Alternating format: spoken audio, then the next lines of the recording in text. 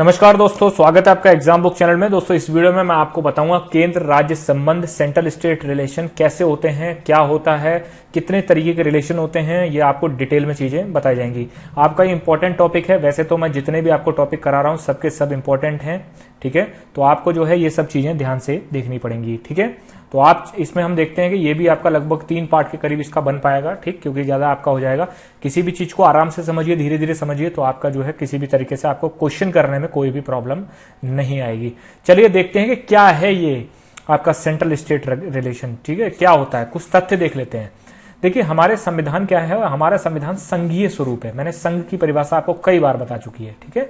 संघीय स्वरूप है जहां पर केंद्र राज्य, ठीक है, ये दोनों में शक्तियों का बंटवारा होता है और आपस में ये अपने कोऑर्डिनेशन कोऑपरेशन से ये लोग अपना अपना काम करते रहते हैं, ठीक है। तो भारतीय संविधान जो है उसका संघीय स्वरूप है। भारतीय संविधान में समस्त शक्तियां मतलब जितनी भी शक्तियां हैं, कौन कौन सी शक्तियां हैं? विधायी मतलब लेजिस्लेटिव शक्ति, कार्यपालक मतलब एग्जीक्यूटिव, वित्तीय मतलब फाइनेंशियल। भैया सीधी सीधी बात कही गई है कि इस जमाने में अगर पैसा नहीं है तो कुछ भी नहीं है, ठीक है। तो फाइनेंशियल जो आपका जो शक्ति होती है वो ज्यादा इंपॉर्टेंट होती है, ठीक है। तो भारतीय संविधान में समस्त शक्तियां जो हैं वो आपका विधायी शक्ति, कार्यपालक शक्ति और वित्तीय शक्ति, केंद्र और राज्य के बीच में विभाजन हो रखा है। क्लियर कट विभाजन है कि कौन से किसको क्या क्या मिलेगा। हमारे संविधान में क्लियर चीज आपको बता रखी है, ठीक है। फिर थर्ड पॉइंट ये कहता है कि भारतीय संविधान में न्यायिक शक्तियां मतलब जुडिशियल पावर्स जो हैं वो उनका बंटवारा नहीं हुआ है। क्यों? क्योंकि यहां पर एकल न्यायिक व्यवस्था है, ठीक है। यहां पर ऐसा नहीं है कि मान लीजिए अगर राज्य का कोई कानून अगर कोई तोड़ता है तो वो जो है हाई कोर्ट जा सकता है, लेकिन हाई कोर्ट में के बाद वो सुप्रीम कोर्ट भी जा सकता है। आपका जो है अमेरिका में क्या होता है, अमेरिका में ये होता है जो आपका केंद्र शक्ति होती है, जो फेडरल कोर्ट होता है, जैसे हमारे यहाँ सुप्रीम कोर्ट होता है वैसे वहां पे फेडरल कोर्ट होता है, लेकिन वहां के फेडरल कोर्ट और यहाँ के सुप्रीम कोर्ट में अंतर है। वहां पर क्या होता है कि हमारा यहाँ क्या होता है, हाई कोर्ट से सुप्रीम कोर्ट जा सकते हैं, लेकिन वहां पर अगर स्टेट के किसी कोर्ट ने अगर आपको दंड दे दिया तो आप उसके लिए फर्दर अपील नहीं कर सकते हो, ठीक है। दूसरा, वहां पर अमेरिका में क्या होता है, जो केंद्र जिस पर केंद्र कानून बना सकती है उसके लिए ही, उसके तहत ही आप वहां के फेडरल कोर्ट जा सकते हो। मतलब अगर कोई आप जो है वहां पर अपील नहीं कर सकते हो। केंद्र में अगर आपके कानून अगर कोई उल्लंघन करता है तो उसके लिए फेडरल कोर्ट है, अगर राज्य करता है तो उसके लिए हाई कोर्ट है। हाई कोर्ट और फेडरल कोर्ट के बीच में वहां पर कोई भी आपका इंटरलिंकिंग नहीं होती है। हमारे में क्या है, हमारा संविधान जो है एकल न्यायिक व्यवस्था है। सॉरी, देखिए इस चीज को आप ध्यान रखना कि जैसे कोई भी अगर मैं वर्ड बता रहा हूं एकल न्यायिक व्यवस्था, वो यही वर्ड दे देगा, ठीक है। तो इन सब चीजों को भी आप ध्यान रखना। रटना कुछ भी नहीं है, खासकर संविधान में आपको कुछ भी नहीं रटना है, ठीक। सब आप मल्टीपल टाइम रिवीजन करेंगे, सब आपके दिमाग में कंठस्थ हो जाएगा। तो हमारे संविधान में एकल न्यायिक व्यवस्था है, ठीक है। फिर है पॉइंट, केंद्र और राज्यों के मध्य सहभागिता और सहकारिता मतलब कोऑपरेटिव और कोऑर्डिनेशन।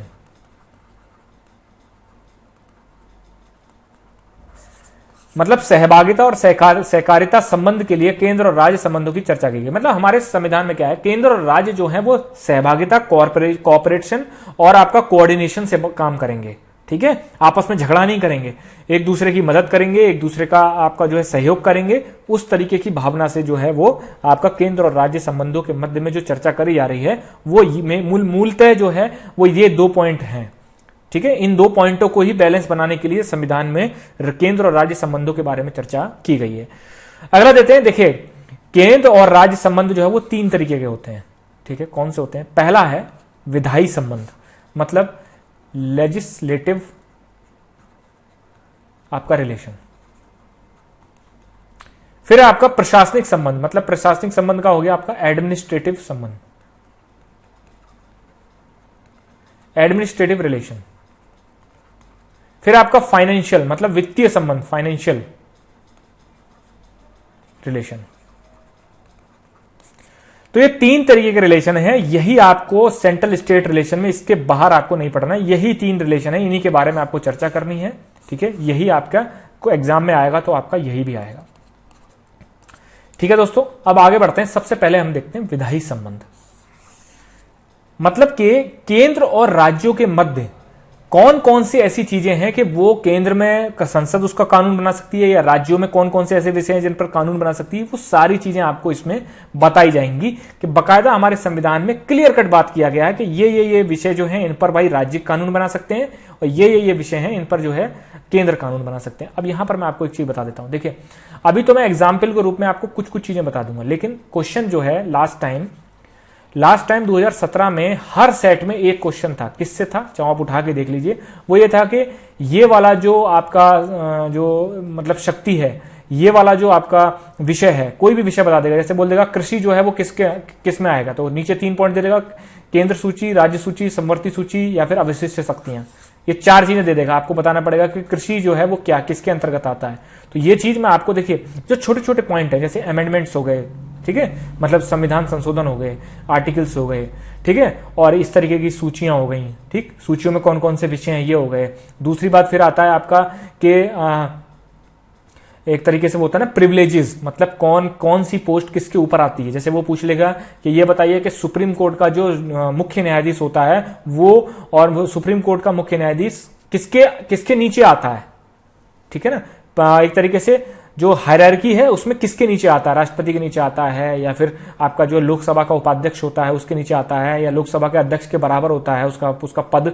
ये सारी चीजें मैं आपको लास्ट में बिल्कुल कराऊंगा, क्योंकि ये छोटी छोटी चीजें हैं। आपका किसी भी तरीके का जीएस में कुछ भी पॉइंट छूटेगा नहीं, ठीक, अपने दिमाग से बिल्कुल निकाल देना आप कि आपका कुछ छूट जाएगा, सर कुछ छोड़ के करा रहे हैं। इतना डिटेल में मैं आपको करा रहा हूं, इससे सवाल बाहर नहीं जाएगा। चलिए देखते हैं प्रमुख तथ्य। हाँ, एक चीज और मैं बता दूं, जब ये आपका सेंट्रल स्टेट रिलेशन खत्म हो जाएगा, ठीक है, पूरा खत्म हो जाएगा, उसके बाद ही मैं इसकी पीडीएफ दूंगा एक साथ। इसलिए मुझे आप कॉल मत करिए, इसलिए मुझे मैसेज मत करिए कि सर वो एक पीडीएफ छूट गई है, अलग अलग करके मैं पीडीएफ नहीं दूंगा। ये पूरा टॉपिक एक है, इसी वजह से इसकी एक पीडीएफ आएगी, ठीक है भाई। सबसे पहले देखते हैं संविधान के भाग 11 में दिया गया है। संविधान के कौन से भाग में, 11। क्वेश्चन आ जाता है कि केंद्र राज्य संबंध किस भाग में है, तो संविधान के भाग 11 में है। किस अनुच्छेद में है, तो अनुच्छेद 245 से शुरू होते हैं और 255 तक ये केंद्र राज्य के विधायी संबंधों के बारे में बात कर रहा है। अगर क्वेश्चन पूछ लेता है कि केंद्र राज्य विधायी संबंधों की चर्चा कहां की गई है, तो 245 से लेकर 255 तक, मतलब 10 आर्टिकल आपके हैं, ठीक है, चर्चा की गई है। अब क्या है, केंद्र राज्य विधायी संबंधों की 4 स्थितियां हैं, मतलब इसके भी चार स्थितियां बनती हैं, 4 कंडीशन बनती हैं। कौन कौन सी बनती हैं, पहली है केंद्र और राज्य विधानसभा का क्षेत्रीय विस्तार, मतलब किस कौन जो आपका राज्य की जो कानून होगा वो कहां तक उसका विस्तार होगा, केंद्र का कानून का कहां तक विस्तार होगा। दूसरा है विधायी विषयों का बंटवारा, मतलब कौन कौन से विषयों पर कौन कौन आपका जो है कानून बना सकता है। फिर आपका राज्य क्षेत्र में संसदीय विधान, मतलब किसी भी राज्य में संसद के कौन कौन से कानून लागू हो सकते हैं। और फिर है राज्य विधान पर केंद्र का नियंत्रण, मतलब जो राज्य की विधानसभाएं होती हैं, राज्य के कानून जो होते हैं उनमें केंद्र सरकार का कितना नियंत्रण रहता है, ठीक है। इस वीडियो में आपको ये 2 चीजें बताऊंगा, ठीक है, 2 चीजें मैं आपको बताऊंगा। सबसे पहले देखते हैं हम केंद्र और राज्य विधान का क्षेत्रीय विस्तार। पहला पॉइंट लेते हैं, संसद पूरे क्षेत्र या इसके किसी भी क्षेत्र के लिए कानून बना सकता है। मतलब पूरे क्षेत्र का मतलब होता है संपूर्ण भारत के लिए, किसी भी क्षेत्र के लिए आपका जो है कानून बना सकता है। भारत क्षेत्र में राज्य और केंद्र शासित प्रदेश शामिल है, ठीक है। संसद जो है वो केंद्रों के लिए भी कानून वो राज्यों के लिए भी कानून बना सकता है, केंद्र शासित प्रदेशों के लिए भी कानून बना सकता है। अब आप कहेंगे कि सर आप तो अभी कह रहे हो कि राज्यों के लिए कानून तो राज्य खुद बनाते हैं अपना। नहीं, देखिए इमरजेंसी जब लगती है तब कौन कानून बनाता है, संसद बनाती है। जब राष्ट्रपति शासन लगता है राज्यों में तब कौन कानून बनाता है, तब संसद कानून बनाती है, ठीक है। तो कुछ कुछ पॉइंट ऐसे होते हैं। और जब तीसरा पॉइंट कब है, तीसरा पॉइंट जब है कि जब राज्यसभा जब एक प्रस्ताव लाती है कि इस राज्य के लिए ये कानून, इस विषय पर कानून बनाया जाए, तो फिर कौन सा कानून बनाता है, संसद कानून बनाती है। तो कुछ पॉइंट हैं, आपको आगे जाके सब डिटेल में आपको पॉइंट वाइज पॉइंट बता दूंगा मैं, ठीक है, क्वेश्चन आते ही आते हैं। तो भारत मतलब संसद पूरे भारत क्षेत्र के लिए या इसके किसी भी क्षेत्र के लिए कानून बना सकती है। और भारत क्षेत्र में राज्य और केंद्र शासित प्रदेश शामिल है, मतलब यूटीज, यूनियन टेरिटरीज। फिर है राज्य विधानमंडल पूरे राज्य या राज्य के किसी क्षेत्र के लिए कानून बना सकती है। मतलब देखिए ये मैंने संसद के बारे में बोला। फिर आ रहा राज्य विधानमंडल, मतलब जो स्टेट में जो लेजिस्लेटिव असेंबलीज होती हैं, जो विधानमंडल होते हैं, ठीक है, वो पूरे राज्य और उस राज्य के किसी क्षेत्र के लिए कानून बना सकती है। जैसे समझिए उत्तर प्रदेश की जो विधानसभा है, विधानमंडल जो है, विधानमंडल वो किसके लिए, पूरे उत्तर प्रदेश के लिए तो कानून बनाएगी। ऐसा तो है नहीं कि उत्तर प्रदेश का कोई कानून विधानमंडल में पास होता है वहां पर और मध्य प्रदेश में लागू हो जाए, नहीं, ऐसा नहीं होता है। उत्तर प्रदेश के किसी कोने के लिए, किसी क्षेत्र के लिए या संपूर्ण उत्तर प्रदेश के लिए कानून बनाया जा सकता है। फिर आपका संसद का कानून भारतीय नागरिक और एवं उनकी विश्व में कहीं भी संपत्ति पर लागू होता है। मतलब जैसे समझ लीजिए कि संसद का कोई भी कानून होगा ना, वो हर एक इंडियन सिटीजन और उस इंडियन सिटीजन की कहीं पर भी कोई भी किसी भी देश में कोई संपत्ति है या फिर भारत की कोई भी संपत्ति है उसमें आपका लागू होगा। फिर आपका संसद के कानून निम्न क्षेत्रों पर लागू नहीं होंगे। अब इसका याद रखना, नहीं होंगे, मैं बोल रहा हूं संसद के द्वारा बनाया हुआ कोई कानून किन किन कंडीशन में कौन कौन से क्षेत्रों पर लागू नहीं होगा। पहला पॉइंट ये कह रहा है कि राष्ट्रपति जो होगा वो 4 केंद्र शासित प्रदेश हैं। कौन कौन से? अंडमान निकोबार, लक्षद्वीप, दमन दीव, दादर एंड नगर हवेली। अब ये दोनों एक हो चुके हैं। दमन दीव और दादर एंड नगर हवेली को एक कर दिया गया है और इसको नाम दे दिया गया है दमन एंड दीव। ठीक है, तो अब यहां पर हो जाएगा 3 केंद्र शासित प्रदेश, ठीक है, के लिए नियम बना सकता है। और इस तरह का नियम जो होंगे संसद की विधि के समान प्रभावी होंगे। राष्ट्रपति अगर कोई नियम बनाता है तो वो संसद के बराबर ही काम करेगा उसका नियम, और राष्ट्रपति के पास ये पावर होगी कि वो संसद के किसी अधिनियम को निरसित या संशोधित कर सकता है। मतलब जैसे मान लीजिए अंडमान निकोबार के लिए संसद ने कोई कानून बनाया, ठीक है, तो राष्ट्रपति के पास ये पावर होगी, या फिर तो वो साफ मना कर दे कि संसद का ये कानून जो है अंडमान निकोबार पर लागू नहीं होगा, या फिर वो कुछ संसद की कुछ पॉइंट ले ले, पूरा कानून को हटा के कुछ पॉइंट लेके और कुछ उसमें जो है लागू कर दे। ये राष्ट्रपति के पास ये खुद की शक्ति होगी। खुद की मतलब राष्ट्रपति खुद से तो कुछ करता ही नहीं है, तो मतलब सरकार की। ठीक है, फिर आपका सेकंड पॉइंट, राज्यपाल को अनुसूचित क्षेत्रों, मतलब कौन से होते हैं अनुसूचित, मतलब शेड्यूल एरियाज। शेड्यूल एरियाज कौन से होते हैं? जो आपका शेड्यूल अनुसूची 5 में दे रखे हैं। अनुसूची 5 जाके देखिए अनुसूची 5 में क्या दे रखा है। ठीक है, अनुसूचित क्षेत्रों में संसद का कोई कानून लागू ना करने या कुछ विशेष संशोधनों के बाद लागू कर सकते हैं। मतलब ऐसे समझ लीजिए कि राज्यपाल के पास भी पावर होगी कि वो संसद का कोई कानून, कुछ शेड्यूल एरियाज हैं, कुछ अनुसूचित क्षेत्र कौन से होते हैं कि हमारे देश में कुछ ट्राइब्स ऐसी हैं जो जिनके लिए नॉर्मल वो नहीं हो सके, आज भी वो पुराने ख्यालों में परंपरागत रूप से वो जीते चले आ रहे हैं, उनके कुछ संस्कृति हैं, उनके कुछ रीति रिवाज हैं। ठीक है, तो वो ढलना नहीं चाहते हैं, ठीक है, या फिर अभी तक ढल नहीं पाए हैं। तो राज्यपाल के पास ये शक्ति है कि अगर संसद का कोई कानून आ रहा है पूरे स्टेट में, तो स्टेट में कुछ क्षेत्र, मान लीजिए कुछ जिले अनुसूचित क्षेत्रों को घोषित कर दिया गया है, तो उन क्षेत्रों के लिए राज्यपाल के पास ही पावर होगी कि वो संसद का कोई कानून या तो लागू ना करें, या लागू करें तो कुछ संशोधनों के बाद लागू करें।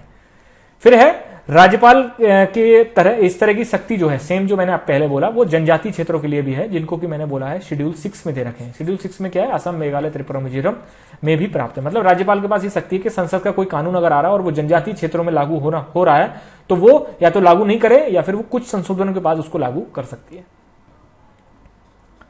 फिर आपका विधायी विषयों का बंटवारा। ठीक है, सेकंड जो पॉइंट था उसमें, जब मैंने पहले आपको बताया था विधायी विषयों का बंटवारा, इसमें क्या है? संविधान ने 7वीं अनुसूची में केंद्र और राज्यों के बीच विधायी विषयों का बंटवारा किया। 7वीं अनुसूची पढ़ेंगे जाके, उसमें क्या है? उसमें 3 तरीके की सूचियां दे रखी हैं कि संपूर्ण भारत में जितने भी विषय होते हैं, जितने भी विषयों पर कानून बनते हैं, उनको बाकायदा संविधान में हमारा बंटवारा किया गया है। ठीक है, कि मतलब ऐसे समझ लीजिए कि 4 लड़के, एक पिता के 4 लड़के, और उन चारों लड़कों का 100 बीघा जमीन में बांटना था, तो 25-25 बीघा जमीन सबके हिस्से पड़ती है। तो ये जो 25 बीघा जमीन होगी ये किसी भी एक लड़के को मिल जाएगी, तो फिर इस 25 बीघा जमीन पर पूरा होल्डअप उस लड़के का हो जाएगा कि वो उस पर कुछ भी करे, वो खेती करे, वो फैक्ट्री खड़ी करे, वो कुछ भी करे, वो बेचे, कुछ भी करे, उससे जो है दूसरे भाई को कोई मतलब नहीं होता। ऐसे ही है कि संविधान में 7वीं अनुसूची जो केंद्र और राज्यों के बीच विधायी शक्तियों का बंटवारा किया गया। ठीक है, विधायी शक्तियों का क्या बंटवारा किया गया कि आपका संघ सूची, इसमें 100 आपका जो है विषय हैं, संघ सूची में आपके 100 विषय हैं, 100 आपका जो है बाकायदा सब्जेक्ट्स दे रखे हैं। उन सब्जेक्ट्स पर आपका कौन कानून बना सकता है, उसका अधिकार सिर्फ संसद पे होगा। जैसे एग्जाम्पल के रूप में रक्षा, डिफेंस, बैंकिंग, विदेशी मामले, फॉरेन रिलेशन, मुद्रा, मनी, और आपका जो है बीमा, संचार, और बहुत सारे ऐसे विषय हैं। आपको लिस्ट बाद में दे दी जाएगी, मतलब बाद में, मतलब जब संविधान हमारा खत्म होने वाला होगा। अभी से आप मेरे को मैसेज मत करने लग जाना, ठीक है। तो संघ सूची में ये जो संघ सूची है, इस पर कानून बनाने का अधिकार सिर्फ और सिर्फ संसद पे है। जो संघ सूची में जितने भी विषय हैं उन पर अधिकार सिर्फ संसद पे है। दूसरा पॉइंट है राज्य सूची। राज्य सूची मतलब स्टेट जो सब्जेक्ट्स होते हैं, स्टेट लिस्ट जो होती है उसमें 61 विषय हैं, 61 विषय हैं, और इन विषयों पर कानून बनाने का अधिकार राज्य के विधानमंडल को है। इनमें संसद दखलंदाजी नहीं दे सकती। कुछ स्पेशल आपके मतलब कुछ स्पेशल कंडीशन होती हैं, जैसे मैंने आपको बताया कि आपातकाल लगा हुआ है, राष्ट्रपति शासन लगा हुआ है, या राज्यसभा ने कोई प्रस्ताव पारित किया है कि राज्य सूची का ये विषय पर कानून बनना चाहिए, उन केसों को छोड़कर नॉर्मल केसेस में ये जैसे आपका सार्वजनिक स्वास्थ्य हो गया, पुलिस से संबंधित, कृषि से संबंधित, एग्रीकल्चर, जेल, जन स्वास्थ्य मतलब पब्लिक हेल्थ से संबंधित जितने भी विषय होंगे उन पर राज्य की विधानमंडल ही आपका जो है कानून बना सकता है। थर्ड आता है आपका समवर्ती सूची। समवर्ती सूची में 52 विषय हैं। इनमें क्या है, इन विषयों पर कानून बनाने का अधिकार संसद और राज्य विधानमंडल दोनों को है। ठीक है, दोनों कानून बना सकते हैं, जैसे शिक्षा, वन, मापतौल, वन्य जीव, ठीक है, और पक्षियों का संरक्षण आदि। ठीक है, आपकी ये 3 सूचियां होती हैं जो कि आपके अनुसूची 7 में है। फिर एक अलग तरीके की सूची होती है, वो होती है अवशिष्ट सूची। अवशिष्ट सूची क्या होती है, वे विषय जो तीनों सूचियों में नहीं है। इन विषयों पर कानून बनाने का अधिकार संसद को, ओनली संसद को है, सिर्फ और सिर्फ संसद को। जैसे आपका इसका सबसे बड़ा एग्जाम्पल है स्पेस।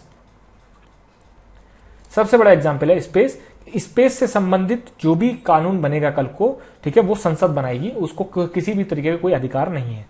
ठीक है, फिर है संघ सूची, राज्य सूची के ऊपर है। मतलब अगर कोई संघ सूची और राज्य सूची में देखेंगे तो संघ सूची हमेशा प्रिवेल करेगी, ऊपर रहेगी, और संवर्धी सूची जो होगी वो राज्य सूची से ऊपर रहेगी। ऐसे समझ लीजिए कि ये हो गई संघ, फिर इसके नीचे संवर्ती, फिर हो गई राज्य। ठीक है, ऐसे समझ लीजिएगा, ये हो गई फर्स्ट, सेकंड, थर्ड। ठीक है, फिर आपका समवर्ती सूची के विषय, किसी विषय पर यदि संसद और राज्य के विधानमंडल दोनों ने कानून बना लिया है, मान लीजिए जैसे कोई भी कानून अगर होता है, शिक्षा के विषय में कोई कानून जो है संसद ने पास कर दिया और आपका राज्य की विधानमंडल ने भी पास कर दिया, तो संसद का कानून हमेशा प्रभावी रहता है। हमेशा संसद के कानून को ज्यादा प्रिविलेज दी जाएगी, साथ ज्यादा उसको प्रभावी माना जाएगा। फिर आपका यदि, अब ये वाला पॉइंट ध्यान से समझ लेना, यदि विधानमंडल ने, राज्य के विधानमंडल ने कोई कानून समवर्ती सूची में बना लिया है, ठीक है, और इस कानून को राष्ट्रपति के लिए सुरक्षित भी रख दिया गया है और राष्ट्रपति ने इस पर सहमति दे भी दी है, तो हमेशा अगर इस विषय पर कानून अगर संसद भी बनाती है और अगर ये वाली कंडीशन आ जाती है तो इस पर हमेशा राज्य का कानून प्रभावी होगा। जैसे मान लीजिए शिक्षा से संबंधित कोई कानून है, वो राज्य के विधानमंडल ने पास किया, राज्यपाल ने क्या करा, उसको सीधे राष्ट्रपति के लिए भेज दिया, सुरक्षित रख लिया, राष्ट्रपति ने क्या करा, उसको सहमति दे दी, फिर संसद ने एक कानून बनाया शिक्षा पे, ठीक है, तो उस स्टेट में जिस स्टेट में पहले कानून बन चुका और राष्ट्रपति की सहमति मिल चुकी है, तो हमेशा उस स्टेट में वही कानून रहेगा, उस संसद के कानून को वो मना कर सकती है, साफ संसद का कानून वहां प्रिवेल नहीं करेगा। ठीक है, तो दोस्तों ये था आपका जो है 2 पॉइंट। अब मैं जो नेक्स्ट वीडियो में लाऊंगा राज्य क्षेत्र में संसदीय विधान। ठीक है, जैसे मैंने आपको बताया ये राज्य क्षेत्र में संसदीय विधान और राज्य विधान पर केंद्र का नियंत्रण, और आपका होगा फिर थर्ड, इसके बाद ये तो फिर आपका ये वित्तीय संबंध आपके खत्म हो जाएंगे, फिर आपका रहेगा प्रशासनिक संबंध। ठीक है, प्रशासनिक संबंध रहेगा, इसको मैं खत्म करूंगा 3 वीडियो में, आपका एक पार्ट खत्म हो जाएगा, उसके बाद आपकी पीडीएफ आ जाएगी, फिर आपको इसमें से कुछ भी पढ़ना नहीं है, कहीं से भी पढ़ना नहीं है। धन्यवाद दोस्तों। हाँ, एक चीज और बताना चाहता हूं कि थोड़ा सा वीडियो आपकी लेट होती रहेगी 11 तारीख तक, उसके लिए मैं क्षमा चाहता हूं।